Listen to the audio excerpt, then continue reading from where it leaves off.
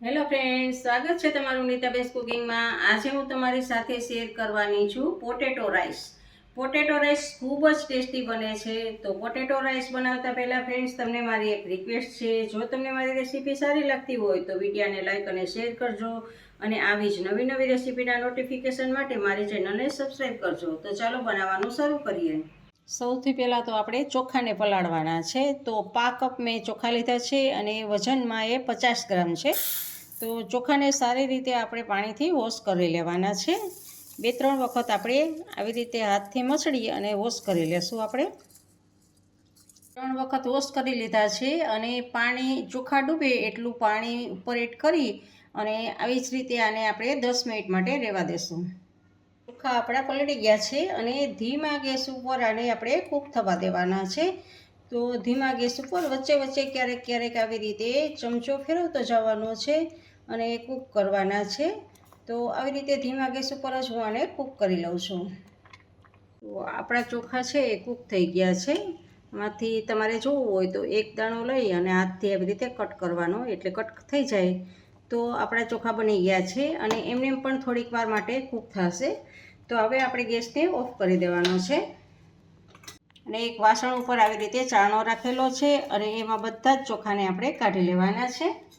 તો આવી રીતે આપણે એકદમ છૂટો ભાત બનશે, આવી રીતે કરશું ને તો આપણે। અને હવે કુકિંગ પ્રોસેસ બંધ થઈ જાય એટલે આપણે નીચે જે પાણી છે ગરમ એ પાણીમાંથી કાઢી અને આમાં આમ રાખી દેવાનું છે, જેથી કરીને આપણા ચોખા છે એ કૂક થતાં બંધ થઈ જશે। તો હવે આને આપણે ઠંડા થવા દઈએ। 50 ગ્રામ ચોખા હતા તો સામે આપણે આ 100 ગ્રામ વજનમાં 100 ગ્રામ બટેટું છે। તો 100 ગ્રામ બટેટા લેવાના છે। જેટલા ચોખા હોય એના કરતાં ડબલ આપણે માપ રાખવાનું છે બટેટાનું, વજનમાં એનાથી ડબલ બટેટું લેવાનું છે। તો મેં આ 100 ગ્રામ બટેટું લીધું છે, એની આપણે છાલ ઉતારી લેશું। તો આવી રીતે આમ આપણે છાલ ઉતારીએ। હવે આપણે આને કટ કરવાનું છે, તો એ ધ્યાન રાખવાનું છે કે નાનું નાનું કટ કરવાનું છે અને લગભગ આપણા કટકા છે એક સરખા બને ને એ ખાસ વાતનું ધ્યાન રાખવાનું છે। તો જુઓ, આવી રીતે આપણે પહેલાં સ્લાઈસ કરી લઈએ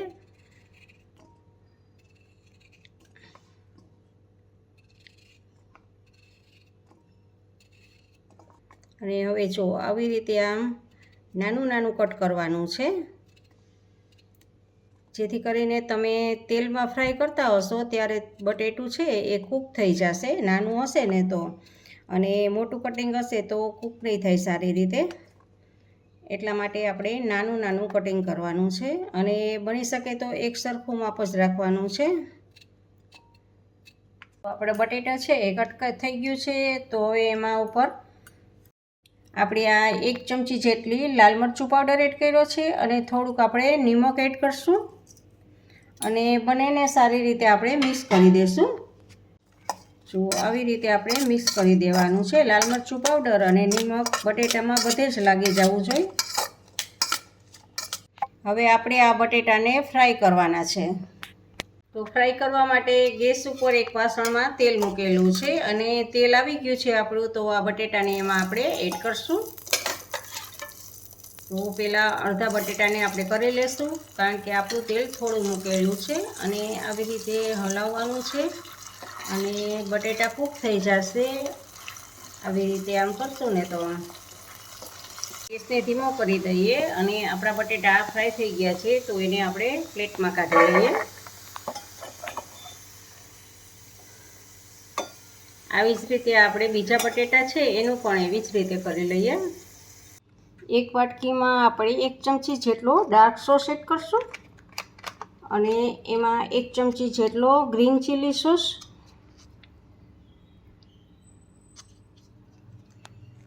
1 ચમચી જેટલો શેઝવાન સોસ અથવા તો ચીલી સોસ, જે કંઈ તમારી પાસે હોય એ તમારે એડ કરવાનું છે। આ ત્રણેયને આપણે સારી રીતે મિક્સ કરી દઈશું।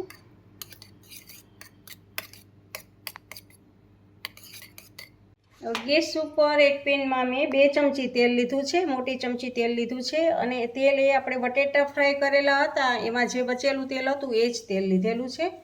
તો હવે આપણું તેલ ગરમ જ છે, તો એમાં આપણે 8 થી 10 કળી લસણની નાની નાની આપણે કટ કરી લીધું છે તો 8 થી 10 કળી આપણે લસણની એડ કરશું અને એક મોટો ટુકડો આદુનો એને પણ કટ કરેલું છે. તો એ બંનેને આમાં આપણે સાતળશું. ગેસને આપણે ધીમો રાખશું.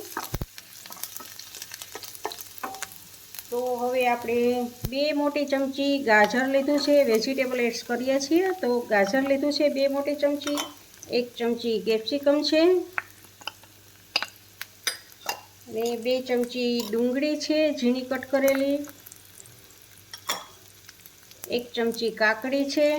વેજીટેબલ્સ તમારે જેટલા લેવા હોય એટલા લેવાના છે, વધતા ઓછા એ તમારા માપ પ્રમાણે લેવાના છે અને તમને જેટલા ભાવતા હોય વેજીટેબલ્સ એ રીતે લેવાના છે. હવે આ વેજીટેબલ્સને આપણે સાતળી લઈશું અને હવે આમાં થોડુંક સ્વાદ પ્રમાણે વેજીટેબલ્સના માપનું જ આપણે આમાં નિમક એડ કરશું અને સારું એવું સાતળશું આપણે. પણ ગેસની ફ્લેમ આપણે ધીમી જ રાખવાની છે, એ વાતનું ખાસ ધ્યાન રાખવાનું છે.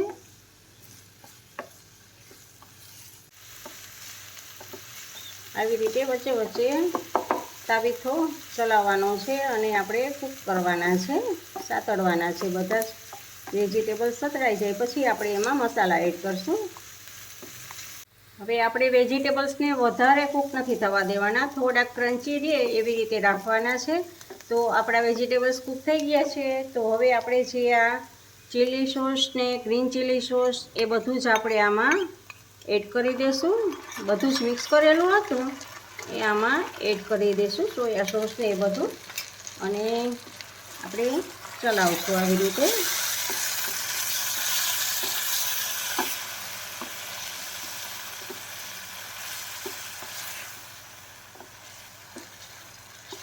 હવે આપણે આ ભાત બનાવેલા છે, ભાત હંમેશા જુઓ આવી રીતે મોકરા જ બનવા જોઈએ. તો એ ભાત એમાં એડ કરી દઈશું અને એ ભાતને સારી રીતે મિક્સ કરી દઈશું વેજીટેબલ સાથે.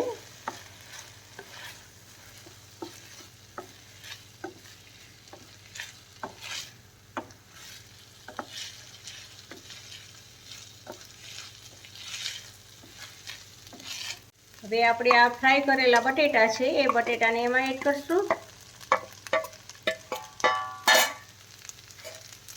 અને ફરી પાછું આપણે મિક્સ કરી દઈશું. જો એકદમ બિરયાની કે પુલાવને પણ તમે ભૂલી જાઓ એવું આ પોટેટો રાઈસ જો એકદમ સરસ ટેસ્ટી બનશે પોટેટો રાઈસ.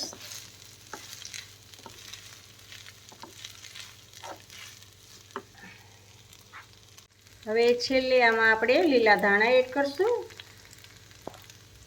અને ફરી પાછું આપણે હવે ગેસને ઓફ કરી દેવાનો છે અને એક વખત આપણે લીલા ધાણા નાખ્યા પછી આપણે હલાવી લેવાનું છે.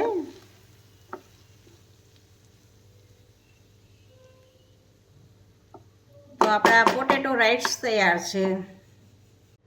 તો હવે આપણે આ પોટેટો રાઈસને સર્વિંગ ડીશમાં લેશું.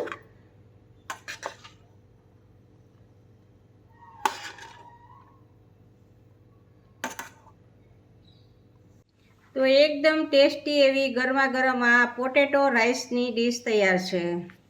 ફ્રેન્ડ્સ, તમને મારી આ પોટેટો રાઈસ રેસીપી બનાવવાનો વિડીયો કેવો લાગ્યો તે કમેન્ટ કરજો અને જો ગમ્યો હોય તો લાઈક કરીને તમારા ફેમિલી મેમ્બર્સ અને ગ્રુપમાં શેર કરજો અને મારી ચેનલને સબસ્ક્રાઈબ કરવાનું ના ભૂલશો. આવજો, બાય. ફરી મળીએ એક નવી રેસીપી સાથે.